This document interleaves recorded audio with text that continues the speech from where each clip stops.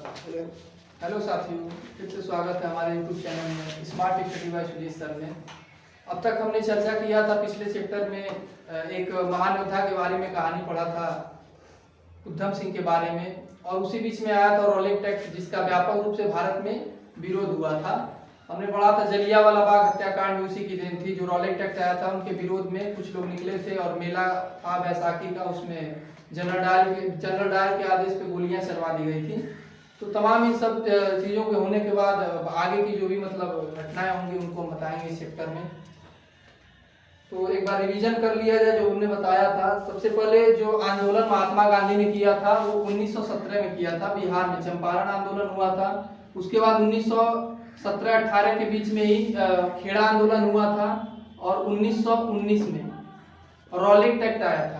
Rolling tact आया था जिसका कि भारत में व्यापक रूप से बहुत बड़ा विरोध किया गया था। क्यों किया गया था हमने बताया था कि क्योंकि बिना दलील, बिना अपील, बिना वकील का यह कानून था जिसको महात्मा गांधी ने काला कानून की नाम दिया था। उसमें एक हमारे योद्धा के बारे में हमने कहानी बताई थी, उधम सिंह के बारे में, जो कि शहादत वीर गति को प्राप्त हुए। अपना उन्होंने एक जो संकल्प लिया था जनरल डायर को मारने का, वो जाकर उन्होंने लंदन में पूरा किया।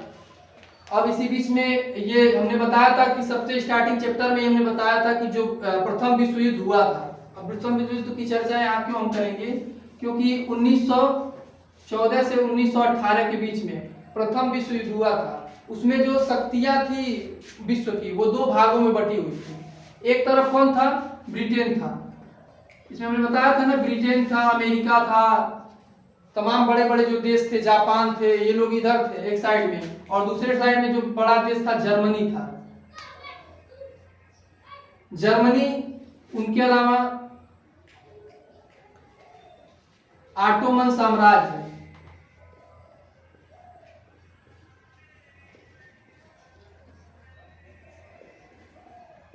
ऑटोमन साम्राज्य, इसको जिसको हम तुर्की के नाम से भी जानते थे। अब ये क्यों हम पढ़ रहे हैं इसको, क्योंकि इन्हीं के कारण से जो हमारा अगला आंदोलन होगा खिलाफत आंदोलन, वो इन्हीं के कारण है। इनकी स्टोरी हम जानेंगे तभी जानेंगे खिलाफत आंदोलन था क्या। इसमें क्या हुआ था हमने बताया था कि जब यह युद्ध हुआ था, शक्तियां दो भागों में बटी हुई थी, तो ब्रिटेन वालों की इसमें क्या हो गई? जीत हुई थी। जितने भी देश ब्रिटेन के साथ थे उन लोगों की क्या हुई? जीत हुई थी। इनमें सबसे बड़ा क्या हुआ? तुर्की और जर्मनी की हार हुई। तो हार के बाद कभी भी क्या होता है? संधि की जाती है। संधि का मतलब होता है समझौता किया जाता है। तो इसमें समझौता क्या किया गया था? ब्रिटेन ने जो ऑटोमन साम्राज्य था, ऑटोमन साम्राज्य बहुत बड़ा साम्राज्य था, कई देशों को मिला करके बनाया गया यह साम्राज्य था, जैसे कि इराक, ईरान, इन सब देशों को, जो भी मुस्लिम कंट्री थी, इनको मिला करके ऑटोमन साम्राज्य बनाया गया था। बहुत बड़ा साम्राज्य था। इसमें एक पद हुआ करता था सुल्तान जिसको कहते थे। इसका जो मेन हेड होता था उसको सुल्तान हम कहते थे। ये वो वाला सुल्तान नहीं सलमान खान की मूवी वाला, बल्कि ये सुल्तान का एक पद होता था जिसको कि खलीफा भी कहा जाता था। अब ये खलीफा क्या होता था? खलीफा इस्लाम के नजरिए में ये बहुत बड़ा एक पद था, यानी कि एक धार्मिक पद था। जो भी ये आदेश करते थे उनके हिसाब से पूरा जो भी मुस्लिम संप्रदाय था, इस्लाम धर्म था, वो इनके आदेशों पर चलता था। तो ये सबसे बड़ा पद था खलीफा का। अब क्या हुआ? संधि करने के बाद ब्रिटेन ने क्या किया? इन जो तुर्की देश था, ऑटोमन साम्राज्य इतना बड़ा था, इनको छोटा करने की कोशिश किया और इनकी शक्तियों को छीड़ करने का प्रयास किया। तो क्या किया? सर्वप्रथम जो सुल्तान खलीफा का पद होता था उसको क्या किया? इन्होंने समाप्त कर दिया, यानी खलीफा के पद को क्या कर दिया? समाप्त कर दिया। अब इससे क्या हुआ? जो इस्लाम वाले जो भी कंट्री के लोग थे देश के, उनमें व्यापक रूप से ब्रिटेन के प्रति विद्रोह की भावनाएं जन्म लेने लगी, क्योंकि यह इनके लिए बहुत बड़ा चीज था खलीफा का पद। अब खलीफा का पद क्या किया? ब्रिटेन वालों ने समाप्त कर दिया। लोगों के अंदर रोष आ गए। उन्होंने अब क्योंकि ऑटोमन साम्राज्य हम दिखाएंगे भी, बहुत बड़ा मैप में जब देखेंगे तो ऑटोमन साम्राज्य बहुत बड़ा साम्राज्य था। अब अगर उसको अलग करके तुर्की को एक अलग इससे करना चाहते थे ऑटोमन साम्राज्य से, और तुर्की एक बहुत छोटा देश था, तुर्की में ये पद था खलीफा वाला, जो कि पूरे वहां जो भी इस्लाम धर्म वाले थे उनको फॉलो करते थे। इसमें क्या हुआ? व्यापक रूप से जब विद्रोह हुआ तो यह विद्रोह की आग जो थी धीरे धीरे भारत की ओर भी आई, क्योंकि भारत में भी क्या थे?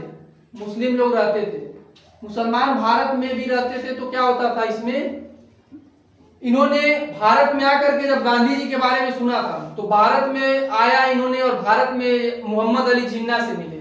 जिन्ना उस समय जो वही बाद में पता चला भारत पाकिस्तान के विभाजन में उनका सबसे बड़ा हाथ था। जिन्ना से आए मिले, क्योंकि जिन्ना भी क्या थे, मुस्लिम थे। तो जब आए तो इन्होंने क्या किया, कहा कि हमको आपका साथ चाहिए, हमको ब्रिटेन के खिलाफ हम लोगों को क्या करना है, विद्रोह करना है। क्योंकि सुल्तान ने लोगों को जगह जगह पे बाकी देशों में व्यापक रूप से भेज दिया और लोगों से कहा कि ब्रिटेन के खिलाफ हम लोग क्या करें, एक आंदोलन करें, बहुत बड़ा आंदोलन करें। इसके लिए भारत में वहां जिन्ना से किए, तो जिन्ना के बस की तो कुछ बात थी नहीं। एक ही थे योद्धा उस समय, कौन, महात्मा गांधी। ये लोग गांधी के पास आए। कौन आए थे, अली बंधु।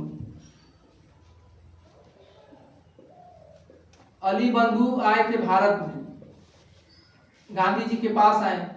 इन्होंने गांधी जी से कहा कि हम लोग व्यापक रूप से जो है इसका विरोध करना चाहते हैं।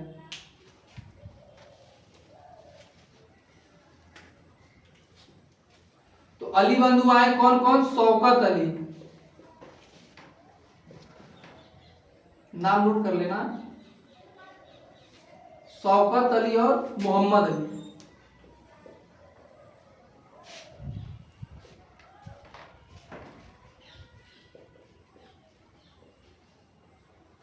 शौकत अली और मोहम्मद अली ये दोनों भारत में आए और महात्मा गांधी जी से इन्होंने क्या किया, ये जो सुल्तान और खलीफा का पद ब्रिटेन वालों ने समाप्त किया। क्योंकि भारत को भी क्या था, भारत भी किसका विरोधी था, ब्रिटेन का। क्योंकि हम लोग क्या थे, गुलाम थे ब्रिटेन के। तो जब हम लोग गुलाम थे तो हम लोगों को भी क्या करना था, ब्रिटेन को भगाना था भारत से। और गांधी जी के पास जैसे ये लोग आए तो गांधी जी भी यही तो चाहते थे कि हमारे पास इस तरह से हिंदू मुस्लिम एकता, सबसे बड़ी मिसाल वहीं यहीं से स्टार्ट होती है। क्योंकि गांधी जी समझते थे कि भारत को यदि विद्रोह करना है ब्रिटेन का तो सभी धर्मों को एक साथ आना होगा। इसके लिए इन्होंने क्या किया, जो मोहम्मद अली, शौकत अली आए थे, इनकी बातों को इन्होंने माना और एक इन्होंने क्या किया, खिलाफत कमेटी का गठन किया। ये पूछा जाता है क्वेश्चन, नोट कर लेना, खिलाफत कमेटी का गठन।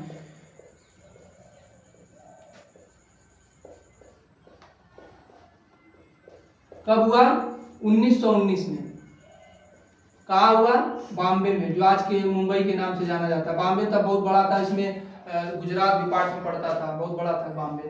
तो खिलाफत कमेटी का गठन किया गया 1919 बॉम्बे में। किसने किया, शौकत अली और मोहम्मद अली ने, यानी अली बंधु के नाम से जाना जाता है। अली बंधुओं ने क्या किया, खिलाफत आंदोलन का एक कमेटी बनाई। उस कमेटी का अध्यक्ष इन्होंने महात्मा गांधी जी को बनाया। क्योंकि महात्मा गांधी उसमें बहुत बड़े लीडर के रूप में उभरे थे।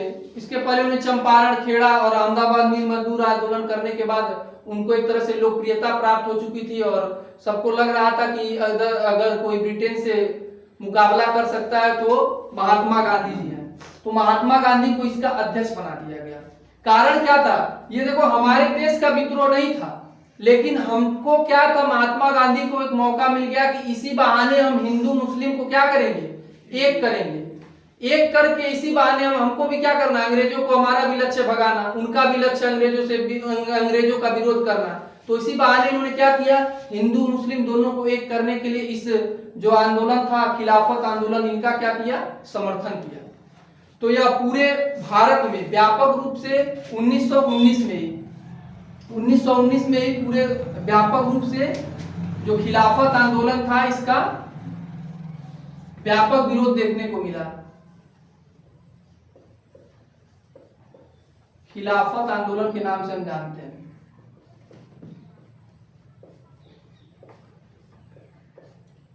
कब हुआ, 1919 में। अब अगर कोई पूछेगा ये खिलाफत आंदोलन था क्या, तो इसीलिए हमने पहले ही कहानी को बताया। जब दो देशों में बटा हुआ था पूरा विश्व, उसमें ब्रिटेन जो थे उन्होंने जर्मनी वाली टीम को हरा दिया। उसके बाद से एक संधि की गई। संधि के माध्यम से जो सबसे बड़ा इस्लाम का एक पद होता था, खलीफा का पद होता था, उस खलीफा के पद को क्या किया, ब्रिटेन ने समाप्त कर दिया, जिससे मुसलमानों में रोष और क्रोध की भावनाएं उत्पन्न हुई। उन्होंने व्यापक रूप से विद्रोह करने के लिए वो भारत में आए और गांधी जी से उन्होंने क्या किया, इस बारे में बात किया। गांधी जी को खिलाफत कमेटी का क्या किया, अध्यक्ष बनाया, जिनके नेतृत्व में भारत में 1919 में खिलाफत आंदोलन बड़े पैमाने पर व्यापक रूप में किया गया। तो यह था खिलाफत आंदोलन। अब तक हम आंदोलन पढ़ते आए, जिसमें से चंपारण आंदोलन, खेड़ा आंदोलन, अहमदाबाद मिल मजदूर आंदोलन, उसके अलावा रॉलेट एक्ट हमने देखा, जलियांवाला बाग हत्याकांड देखा, उनमें उसके बाद ये हमारा है खिलाफत आंदोलन। अगर कोई पूछेगा क्या यह भारत के लिए था, तो हम बताएंगे नहीं, लेकिन भारत वालों ने इसका व्यापक विरोध किया, यानी ब्रिटेन के अगेंस्ट जा करके भारत ने इसको व्यापक रूप से, भारत में ये जो खिलाफत आंदोलन था बहुत प्रबल रूप में था, क्योंकि इसका नेतृत्व करता कौन था, महात्मा गांधी। अगर पूछा जाएगा खिलाफत कमेटी का गठन कब हुआ, क्योंकि क्वेश्चन ऐसे ही आते हैं, तो कब हुआ, 1919 में। कहाँ हुआ, बॉम्बे में पूछा जाता है। यार मैं पहले बताते हैं, क्वेश्चन आते हैं, वही पूछ लेगा वह स्थान जहाँ खिलाफत कमेटी का गठन किया गया, तो बॉम्बे में हुआ था। किसने किया था, अली बंधुओं ने, शौकत अली और मोहम्मद अली, इनका नाम याद रख लेना।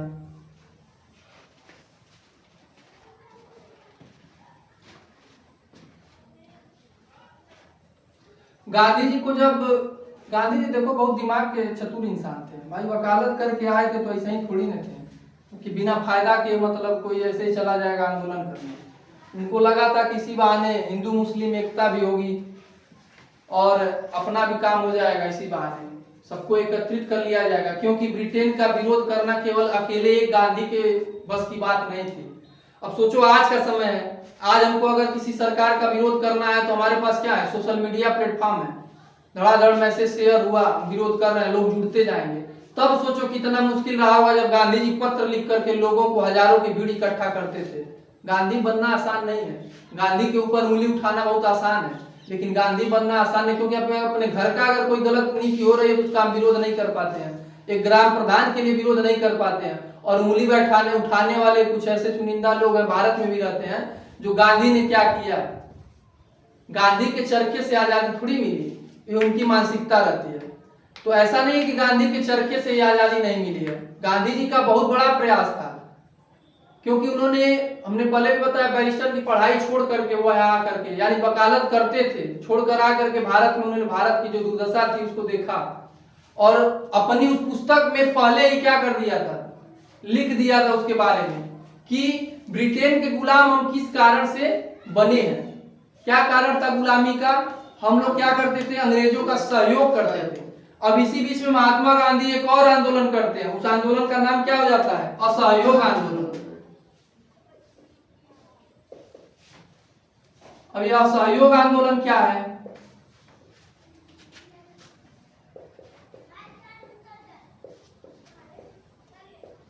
ये कब हुआ, असहयोग आंदोलन देखो क्यों चर्चा इसकी आ रही है, क्योंकि हमने बताया था 1909 में गांधी जी की एक पुस्तक क्या थी, हिंद स्वराज, इसमें इन्होंने पहले ही चर्चा कर दिया था, गांधी जी ने इसमें पहले ही चर्चा कर दिया था हिंद स्वराज में, कि जो हम आज गुलाम हैं ब्रिटेन के, वो किस कारण है, सहयोग के कारण है। यदि हम उनका सहयोग क्या कर दें, असहयोग कर दें, असहयोग का मतलब सहयोग ही ना करें, जब सहयोग ही हम नहीं करेंगे तो उनका क्या होगा, ऐसे ही उनकी अर्थव्यवस्था या जो भी शासन करने आए हैं कहीं ना कहीं वो क्या पड़ जाएंगे, कमजोर पड़ जाएंगे, उनकी शक्तियां छीड़ हो जाएंगी, इन्हीं कारण से।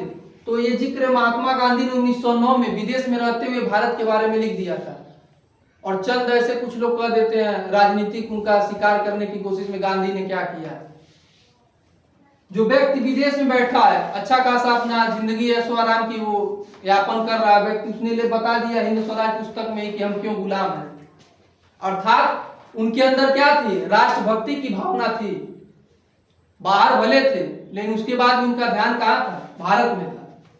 तो उन्होंने असहयोग आंदोलन स्टार्ट कर दिया, क्योंकि मौका भी था, क्योंकि खिलाफत आंदोलन चल ही रहा था। गांधी जी ने सोचा इसी तरह से मुस्लिम जो है वो भी इकट्ठा हो जाएंगे, हम अपना एक और आंदोलन करवाना स्टार्ट कर देंगे, असहयोग आंदोलन। तो इन्होंने क्या किया, 11 अगस्त 1920 इन्होंने 11 अगस्त 1920 में एक आदेश कर दिया या ऐलान कर दिया कि हम लोग क्या करेंगे, असहयोग आंदोलन करेंगे, जिसके लिए गांधी जी ने क्या किया, फंडिंग करना स्टार्ट कर दिया। फंडिंग जानते हो, चंदा इकट्ठा करना। उस समय इस फंडिंग इस आंदोलन के लिए कम से कम 1 करोड़ रुपए इन्होंने इकट्ठा कर लिया था। 1 करोड़ रुपया उस समय इन्होंने इकट्ठा कर लिया था। सोचो कितना मुश्किल रहा होगा, आज का समय नहीं था, वो समय सोचो जब 2 दिन बाद लिखा हुआ जाएगा कि गांधी जी फलाने जगह आंदोलन करने जा रहे हैं, आपका सहयोग की जरूरत है, तब जाकर के कोई पढ़ेगा जाएगा। इतने विकट परिस्थिति में इन्होंने ये किया। तो सितंबर 1920 में 11 अगस्त 1920 में इन्होंने क्या किया, एक ऐलान किया कि हम लोग क्या करेंगे, असहयोग आंदोलन करेंगे। उसी समय क्या था, उसी समय कलकत्ता में कांग्रेस का अधिवेशन चल रहा था। सितंबर 1920 में कांग्रेस का अधिवेशन चल रहा था। सितंबर, ये भी पूछा जाता है, सितंबर 1920 कांग्रेस का अधिवेशन कलकत्ता में चल रहा था।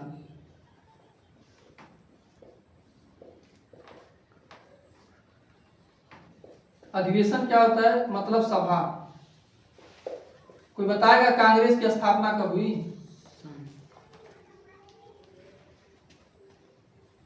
कोई बताए?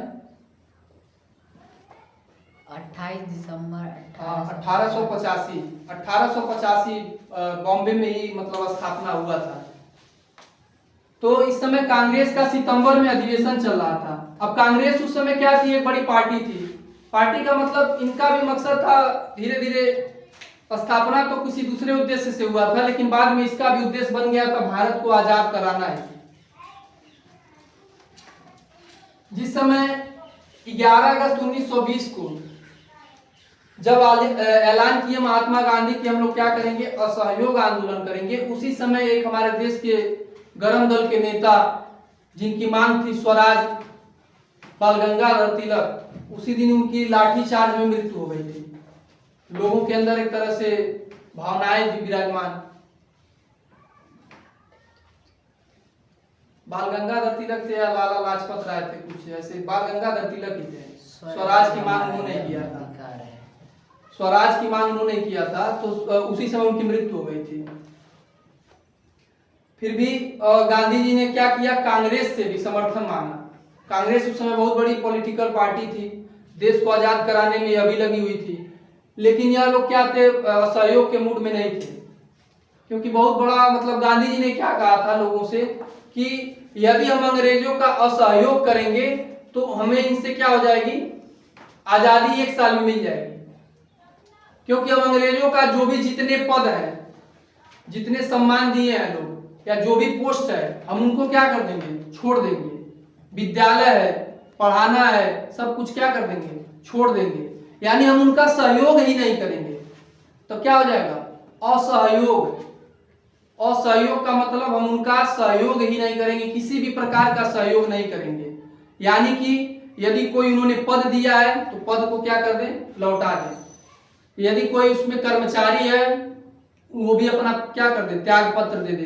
कोई शिक्षक है, पढ़ाना छोड़ दे। कोई विद्यार्थी है, पढ़ना छोड़ दे। कोई नाई है, बाल काटना छोड़ दे।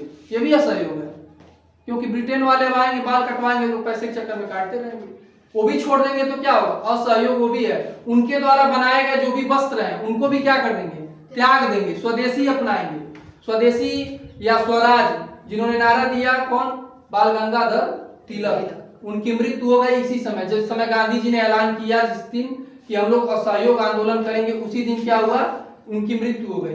बाद में उन्होंने कांग्रेस से एक तरह से जो कलकत्ता में अधिवेशन हुआ था उनमें जाकर के इन्होंने कांग्रेस के बड़े नेताओं से बात किया और इस आंदोलन को समर्थन देने के प्रयास किया। इन्होंने मांग की कि आप लोग भी हमें क्या करें, इनका समर्थन दें। धीरे धीरे क्या होता है, यह जो असहयोग आंदोलन होता है दिसंबर 1920 में यह व्यापक रूप से धीरे धीरे भारत में फैल जाता है, यानी इसका विस्तार हो जाता है। तो अगर पूछेगा क्वेश्चन कि असहयोग आंदोलन कब प्रारंभ हुआ तो क्या बताओगे, 1920 में। असहयोग आंदोलन है क्या, सहयोग, किसी की सहयोग न करना, यानी अंग्रेजों का सहयोग न करना, पूर्ण रूप से क्या कर देना, बहिष्कार कर देना, किसी भी प्रकार का सहयोग नहीं करना है हमको। अब इन्होंने क्यों असहयोग ही चुना, बहुत ही रास्ते थे। असहयोग क्यों चुना? क्योंकि असहयोग से बहुत बड़ा इम्पैक्ट जाएगा। ऋण जो होता है हड्डी हम उनकी तोड़ सकते हैं, अर्थव्यवस्था बहुत बड़ी चीज होती है।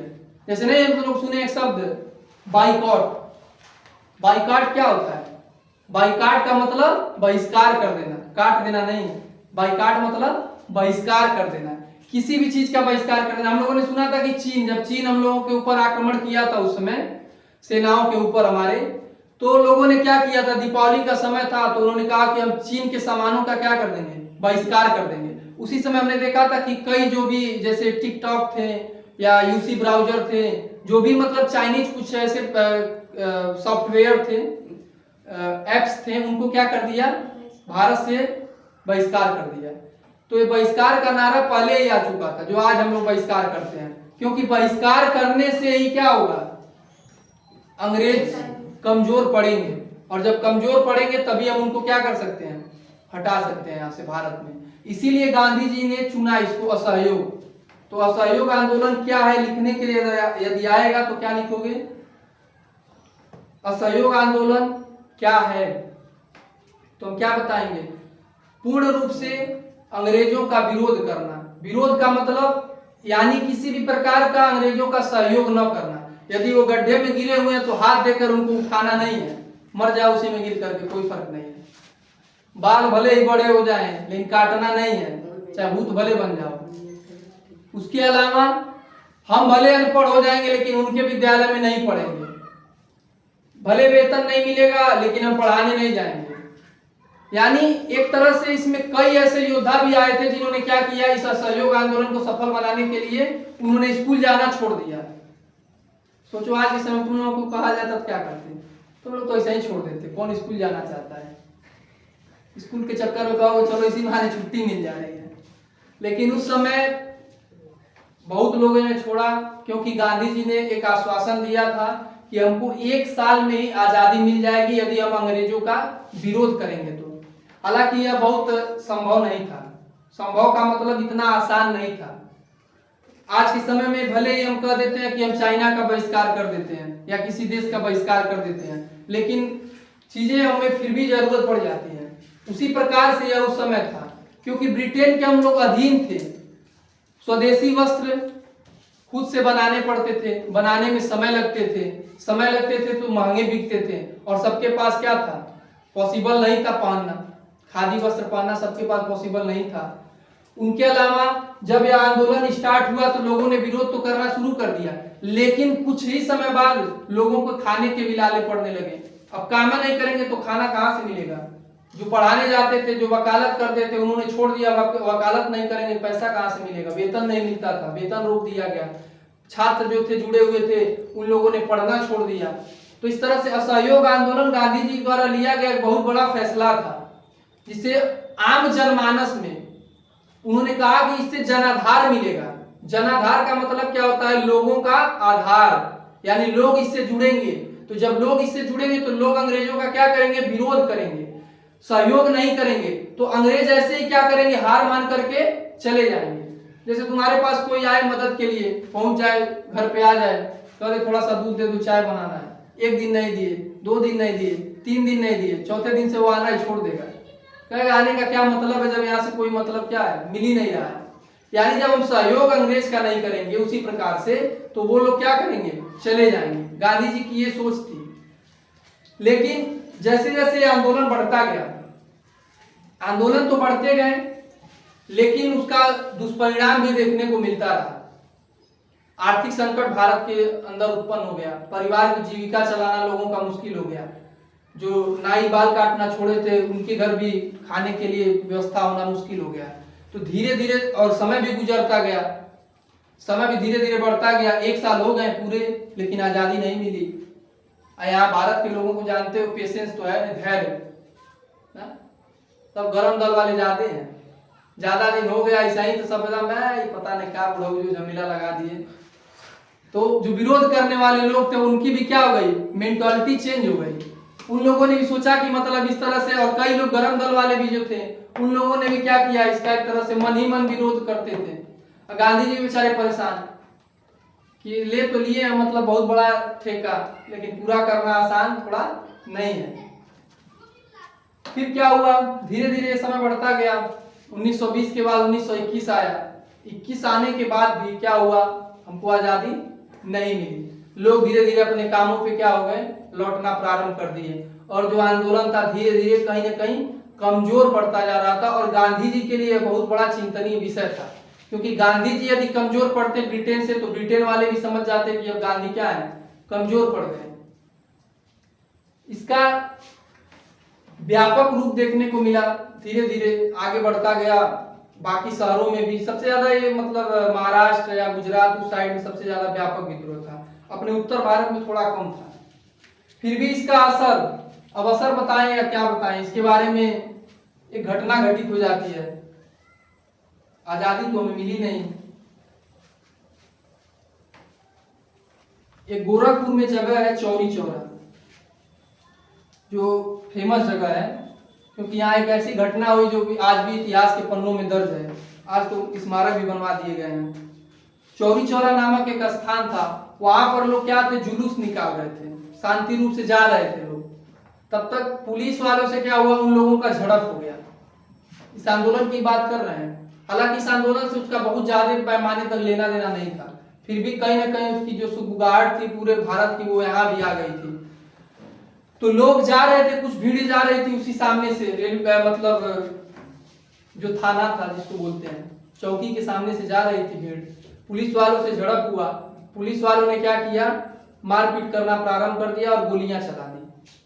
अब भीड़ क्या हो गई, उससे उग्र हो गई। और गांधी जी क्या थे, वो हिंसात्मक कभी चाहते नहीं थे।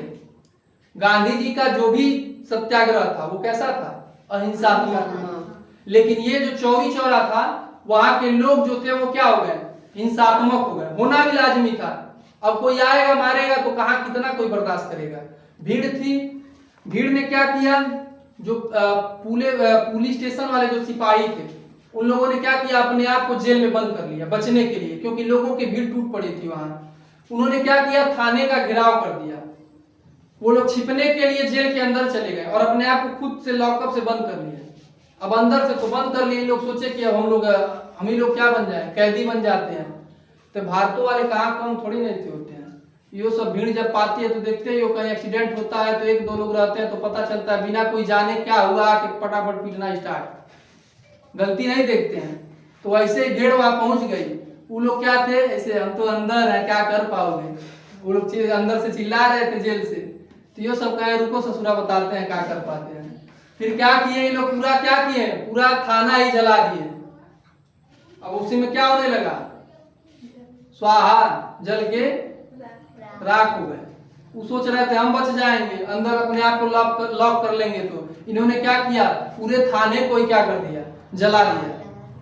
वही घटना किस नाम से जानी जाती है, चौरी चौरा की घटना।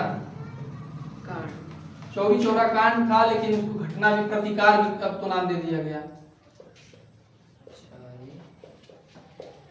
चौरी चौरा की घटना कब हुआ, 5 फरवरी 1922। कहाँ, गोरखपुर। दूर तो नहीं है, हम ही लोगों के जिला में हुआ है, जाकर देख भी सकते हो। चौरी चौरा नामक स्थान बनाया भी गया है, शहीद स्थल। तो चौरी चौरा की घटना इसी असहयोग आंदोलन के समय में घटित हो गई, जिसके कारण से क्या हुआ, और पहले से मैंने बताया कि धीरे धीरे यह आंदोलन क्या होता जा रहा था, कमजोर पड़ता जा रहा था। और इसी बहाने महात्मा गांधी को भी लग गया। अब कहाँ स्टार्ट हुआ था, 1920 दिसंबर में, आते आते 22 आ गया। 22 आ गया, अभी भी क्या हुआ, आजादी नहीं मिली। गांधी जी ने क्या कहा था, गांधी जी ने क्या कहा था, गांधी जी ने कहा था कि आजादी 1 साल में मिल जाएगी, लेकिन क्या हुआ, मिला नहीं। क्या हुआ, फरवरी नहीं सही लिखा है, 5 फरवरी। अरे सब मैनेज कर लो। तो क्या होता है, चौरी चौरा की घटना क्या थी, कैसे हुआ था? भीड़ जा रही थी, उन लोगों ने क्या किया, पंगा ले लिया। अब इन लोगों ने भी क्या उसका जवाब दिया, जवाब के रूप में क्या किया, थाना ही पूरा। इसमें सिपाही, हालांकि देखो कहीं ना कहीं नुकसान हिंसात्मक करने से नुकसान अपने को ही होता है।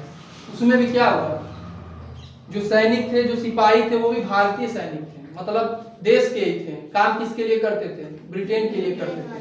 लेकिन उस समय हम लोगों के लिए वो भी लोग क्या थे, शत्रु के ही समान थे। तो गांधी जी इस घटना से बहुत आहत हुए।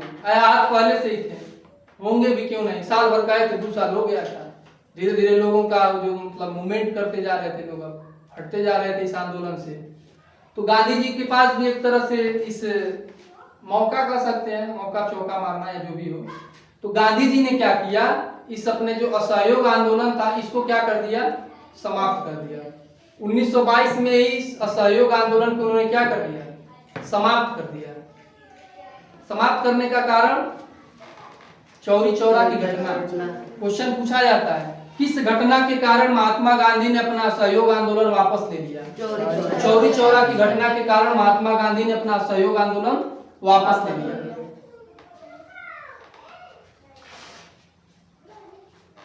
और इसके बाद गांधी जी की गिरफ्तारी भी हो जाती है, अंग्रेजों को लग जाता है इसी बहाने अब गांधी जी कमजोर हो गए। तो गांधी जी को गिरफ्तार करना हालांकि इतना आसान था नहीं, लेकिन जैसे उन्होंने इस आंदोलन को वापस लिया और भारत में भी धीरे धीरे कहीं न कहीं उनकी लोकप्रियता थोड़ी बहुत घटती गई, क्योंकि साल भर कहा था उन्होंने, मिला नहीं आज़ादी इस असहयोग के कारण। तो कहीं न कहीं इसमें लोगों के बीच में उनके प्रति जो भी था कम होने लगा। चलो अब आगे कल बताएंगे इसके बारे में कुछ, एक बार रिवीजन कर लेते हैं। 2-3 चीज पूछा जाएगा। खिलाफत आंदोलन कब हुआ बताओ? खिलाफत कमेटी का गठन कब हुआ? मार्च 1919। मार्च 1919। कहाँ हुआ? बॉम्बे। किसने किया गठन? अली बंधु। कौन कौन थे? शौकत अली, मोहम्मद अली। ठीक है, शौकत अली और मोहम्मद अली। अध्यक्ष इन्होंने किसको बनाया? गांधी जी को। अब यह इसी के बाद महात्मा गांधी ने कौन सा आंदोलन स्टार्ट कर दिया? असहयोग आंदोलन। इसी समय जब इन्होंने ऐलान किया, किस क्रांतिकारी की मृत्यु हो गई? बाल गंगाधर तिलक। क्योंकि बाल गंगाधर तिलक भी क्या मानते थे? स्वराज। स्वराज क्या होता है? स्वराज, स्वराज यही एक शब्द है। क्या होता है स्वराज? हमारा राज। Very good. स्वराज, स्व मतलब मेरा, राज मतलब राज, शासन, यानी हमारा शासन होना चाहिए, हम भारतीयों का शासन होना चाहिए, वही होता है स्वराज, जिसकी मांग उन्होंने किया था बाल गंगाधर तिलक ने, जिनकी की एक लाठीचार्ज में मृत्यु हो गई थी। उसी घटना से मतलब एक तरह से गरम दल वाले जो नेता थे उनके अंदर भी एक तरह से भावनाएं उनकी भी आहत हुई, क्योंकि 2 दलों में बटा हुआ था क्रांतिकारी, हमारे गरम दल में और नरम दल में। तो गांधी जी नरम दल वाले थे, क्योंकि अहिंसा एक ऐसा माध्यम है जिससे हम किसी को विवश कर सकते हैं, मजबूर करा सकते हैं। अब जबरदस्ती करने जाओगे तो थोड़ी कोई मानेगा, लेकिन अगर विनम्रता के साथ करोगे तो व्यक्ति मान लेगा। तो इतना ही आज के लिए हम पढ़ेंगे। इसमें स्वराज, असहयोग आंदोलन, खिलाफत आंदोलन, और शुरू से अगर हम बात करेंगे तो चंपारण हो गया 1917 में, चंपारण आंदोलन 1917, खेड़ा आंदोलन 1918, अहमदाबाद मिल मजदूर आंदोलन 1918, रॉलेट एक्ट 1919, जलियांवाला बाग हत्याकांड, जलियांवाला बाग हत्याकांड 1919, 13 अप्रैल 1919, खिलाफत कमेटी का गठन मार्च 1919, खिलाफत आंदोलन 1919, असहयोग आंदोलन 1920, कलकत्ता में किसका अधिवेशन हुआ? कांग्रेस का। कहाँ हुआ? कब हुआ? 1920 में, सितंबर 1920 में हुआ था। हमको देखा है।